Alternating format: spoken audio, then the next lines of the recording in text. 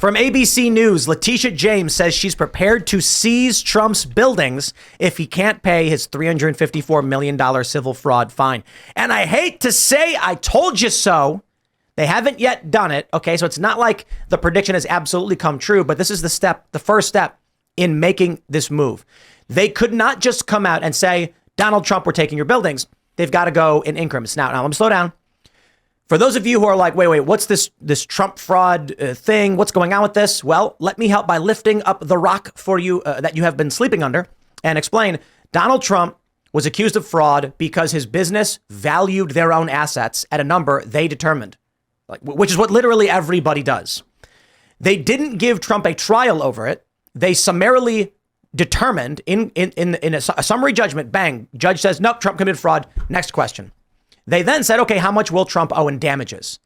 The question becomes damages to who? Didn't matter. They ruled $354 million. The next step. So my prediction here was during this process, they claimed Mar-a-Lago, which is coast to coast, West Palm Beach. Palm Beach property, not West Palm Beach, Palm Beach property. So it's water on both sides, 20 plus acres. They said it's $1 billion properties worth $20 million.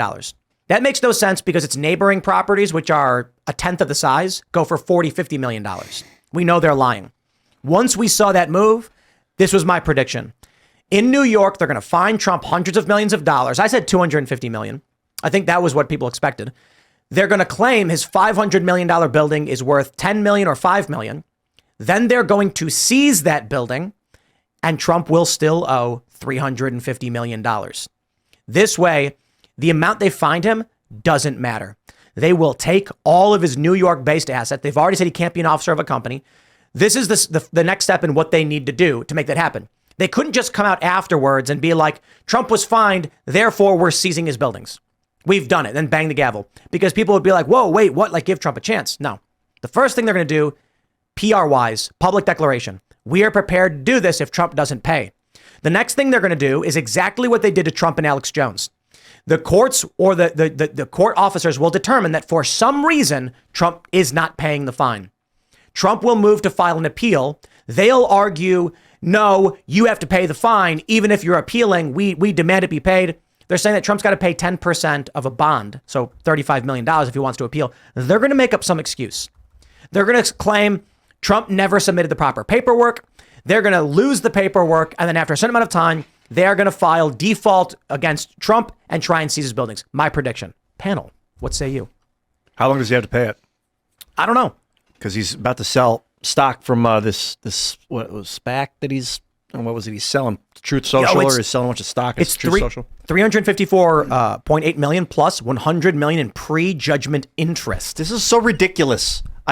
People are leaving New York. Businesses are fleeing New York right now. Business owners. Grant Cardone said he's not going to do business in New York anymore.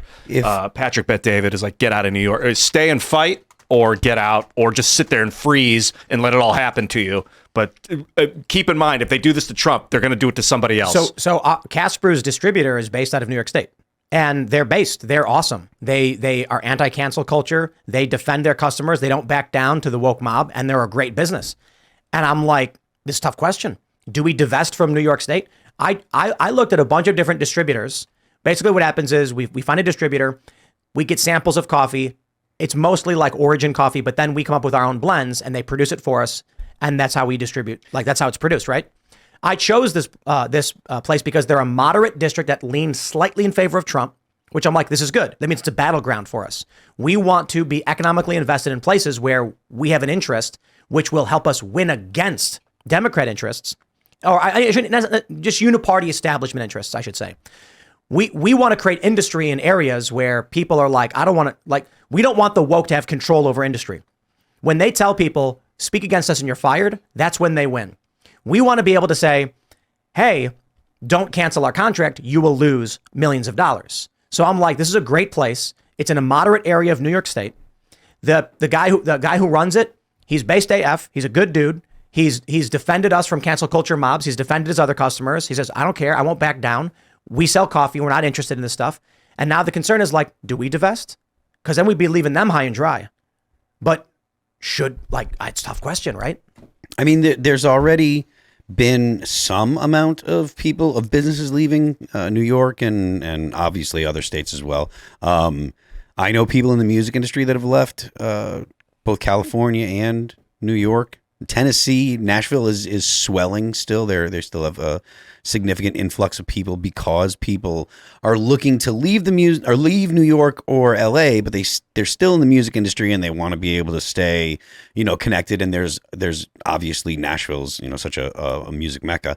And I don't blame them. I mean, there's obviously merit to the argument. Look, we need to stay and we need to fight because you don't want to see more balkanization of the United States. If you are a person that doesn't want to see the United States as an entity dissolve, you don't want to see more balkanization of people by state, because then you end up with more friction between states and stuff. If you do want to, then okay, fine. But this doesn't help.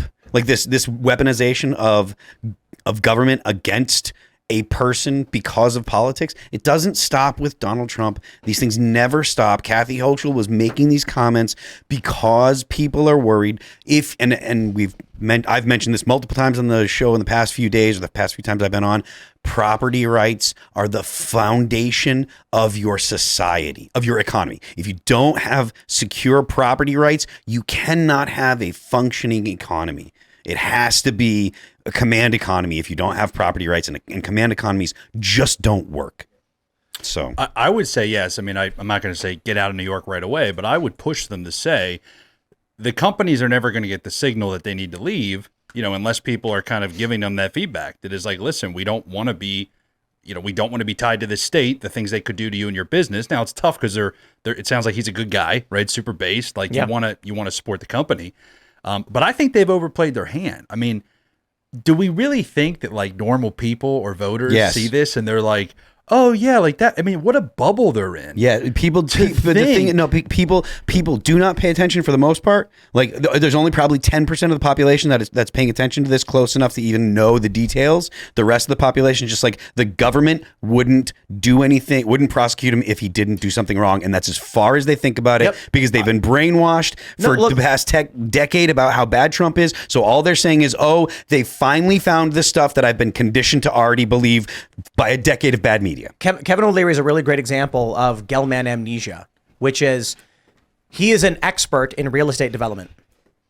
He sees this trial against Trump and knows instantly it is fake. The state of New York is committing fraud against Donald Trump and the people of New York to steal his money for political power. Because Kevin O'Leary does real estate development, he's been doing all these interviews where he's like, this is insane. There's no fraud. There's no victim. Everyone does this everywhere in every part of the world, in every city in the world. Then he goes, I know Trump has a lot of other things going on with these trials, other trials as well. I'm not talking about that. Full stop. My friend, maybe once you see how fraudulent these trials are, you realize all of them are. Yes, some people are. I told this story last night that a friend of mine who's blatantly would consider himself like a leftist, he was telling me a few nights ago, like, it's like, I think you make like a sea change. You said something about like the tides have turned, but it's like head in the sand. Yeah. But when the tide comes in, you still can't breathe and you pull your head out. Like it's one too many stories. It just one on top of the other about this guy that's running for president. Now they're hitting him with this one after the last one, after the last one, after the last one.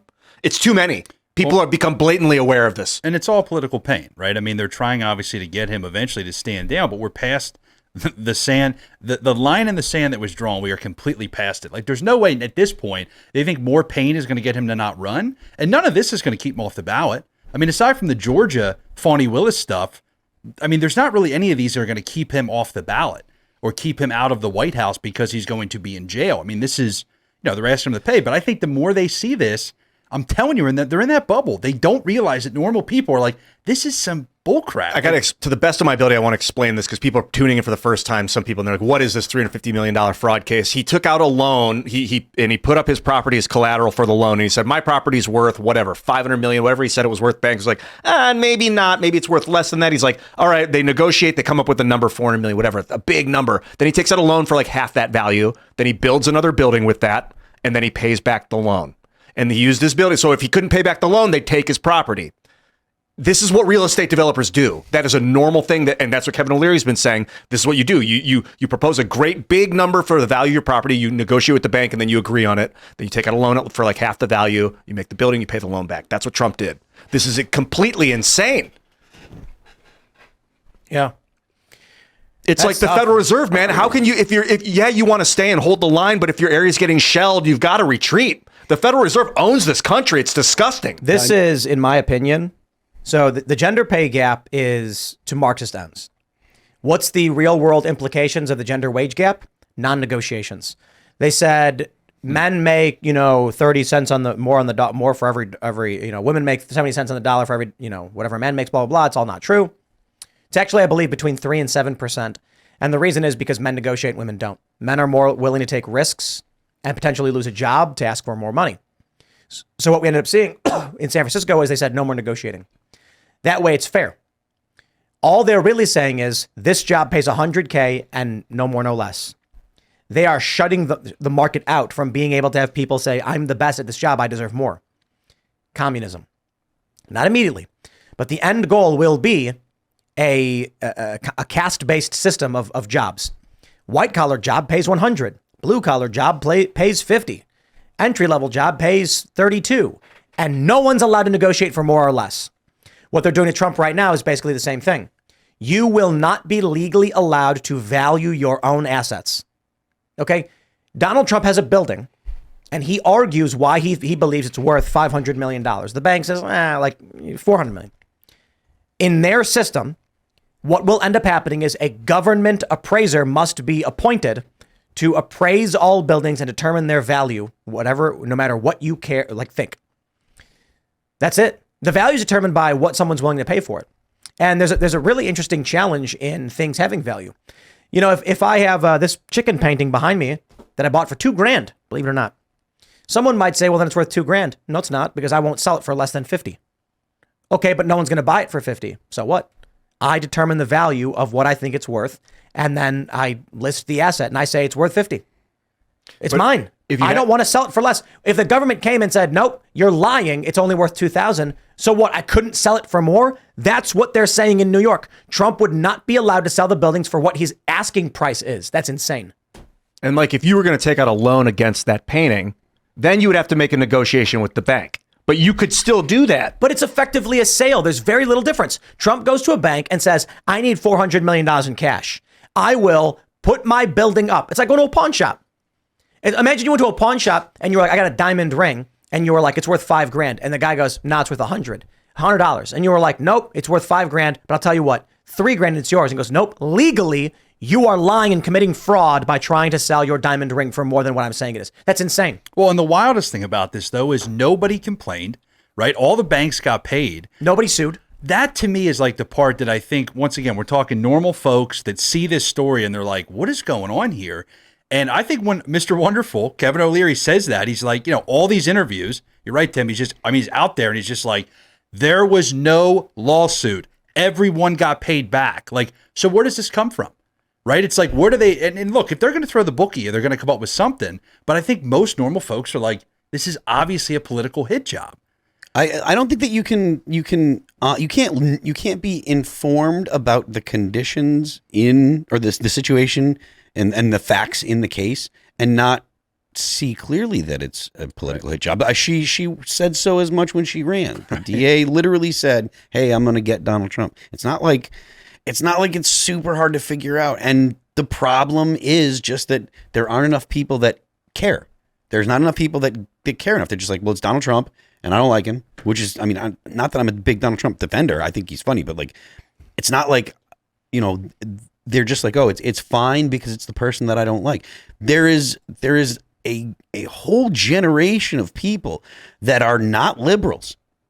Like, they have no idea about, or at least if they do have an idea about our government, it is a negatively influenced opinion that says that liberty means that you're going to hurt other people and being free means that you're going to cause problems for other people. It's totally antithetical to American, the fundamental principles that create America. It's against liberalism. It is anti-enlightenment. Thanks for watching this clip from the Timcast IRL podcast. Hang out with us live Monday through Friday at 8 p.m. and become a member over at timcast.com for uncensored, members-only shows exclusive. Thanks for hanging out, and we'll see you all next time.